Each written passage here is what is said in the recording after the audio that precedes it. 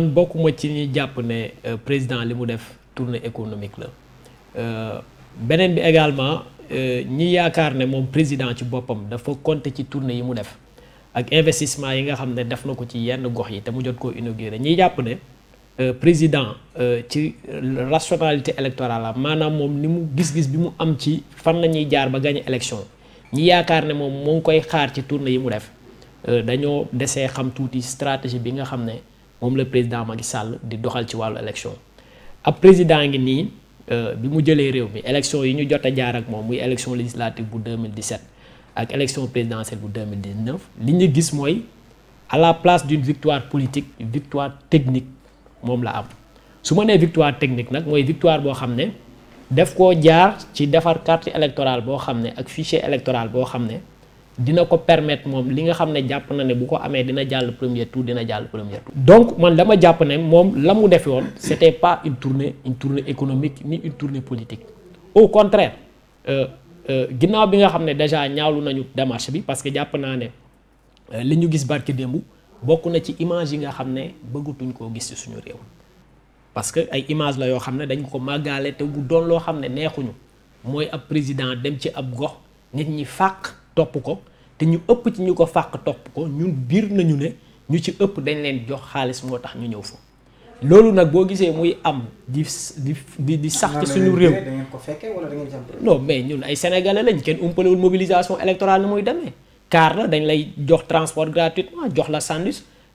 xottil la yëre ak yu demee noonu loolu je pense que képp koo xam ne dund nga mobilisation électorale ci gox yeeg goxaat yi noonu la fay demee donc. mais aussi est-ce que nekkul ne partisan mi fa nekk muy ministre mi DG mi nga xam ne dañu def rassemblement réellement seeni nit la. loolu ñàkku ci mais ba pare ba léegi ñooñu li am Kaffrine ñu gis ko Kédougou mais ñëpp xam nañ ne mobilisation boobu logistique bi ñu fa déployé ñoom du seen salaire moo leen ko may donc encore une fois de plus dafay wane xar-xaramu réew boo xam ne. bokk na ci ñun ci li ñu dugal ci politique parce que tamit dama jàpp ne bu ñu defoon li ñu waroon def ci wàllu éducation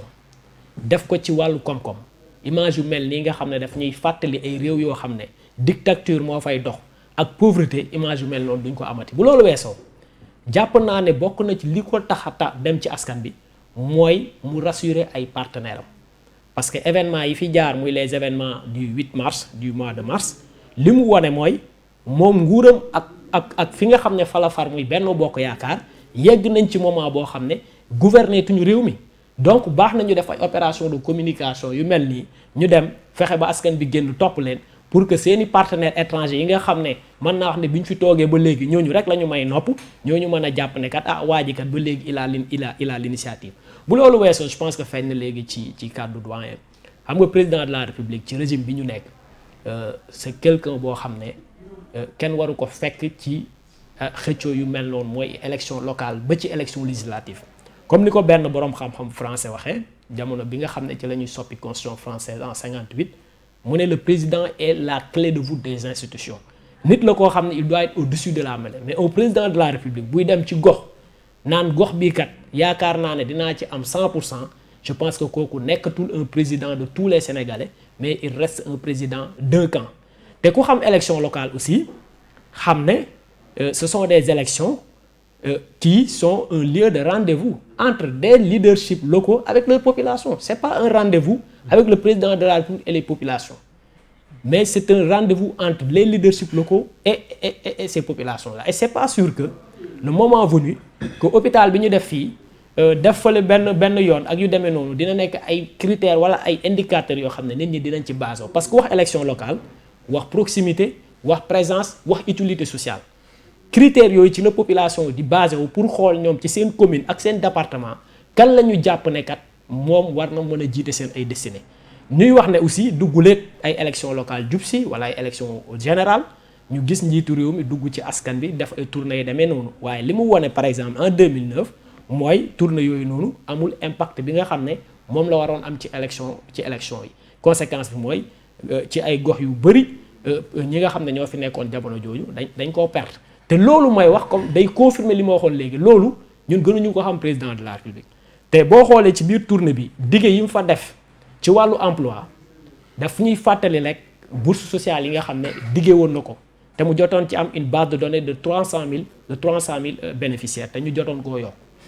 parce que bourse sociale yooyu ça lui a permis de ferrailler les ménages parce que boo xesee benn kër nga fay dugal 25000 dina la permettre lu mu dee soxna si koy jot ak jëkkëram ak peut-être seeni waajur nga mën leen a am tey nag c'est la même technique moom la utiliser waat à travers les pôles emploi ginnaaw bi nga xam ne essayé na am les classes moyennes urbaines à travers les programmes de logements sociaux parce que président Macky Sall li nga xam ne jafe-jafe bi mu gën a am actuellement ci wàllu électorat mooy naka lay réconcilier wu ak sa base électorale initiale de 2012 mooy le segment de la classe moyenne urbaine te li tax mu perte ko mooy revirement politique yi nga xam ne def na ko à partir de 2014 donc événement yi nga xam ne jaar na fi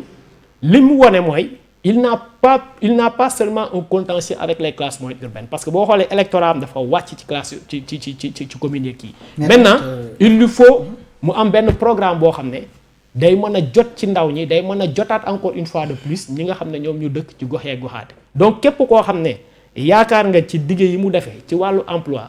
que yoon la pour que yow nga mën coppite mën a am ci sa dund yaa ngi nax sa bopp